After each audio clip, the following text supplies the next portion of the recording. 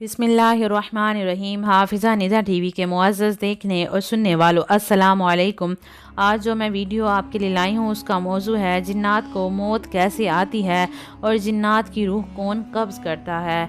एक बहुत ही ज़्यादा पूछा जाने वाला सवाल कि क्या जिन्नात को मौत आती है, अगर आती है तो किस तरह आती है। तो चलिए जानते हैं इन सवालों के जवाबात आज की वीडियो के ज़रिए।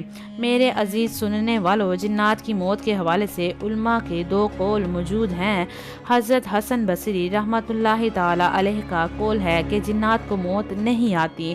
उनके मुताबिक जिन्नात को भी इस तरह मोहलत दी गई है जिस तरह इबलीस को दी गई है। इबलीस भी जिन्नात में से है, लिहाजा ये मरते नहीं हैं।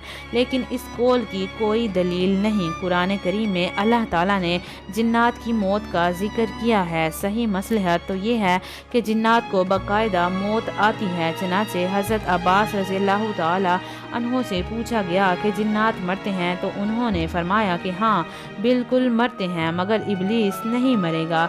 अल्लाह ताला ने इसको मोहलत दे रखी है, वो ता क़यामत ज़िंदा रहेगा। और फरमाया ये जब बूढ़ा हो जाता है तो फिर दोबारा जवानी उस पर आ जाती है, यानी कि फिर से जवान कर दिया जाता है। यह हमेशा 30 साल की उम्र का रहता है और जब भी बूढ़ा होता है तो दोबारा जवानी की जानिब लौट आता है। इसके अलावा बाकी जो जिन्नात हैं उनको मौत हो जाती है। जहाँ तक जिन्नात की रूह कब्ज़ करने का सवाल होता है तो इस हवाले से हज़रत अब्दुल्ला बिन अब्बास रज़ियल्लाहु ताला अन्हो से रवायत है कि 4 किस्म के फरिश्ते हैं जो रूह कब्ज़ करने के लिए मामूर हैं।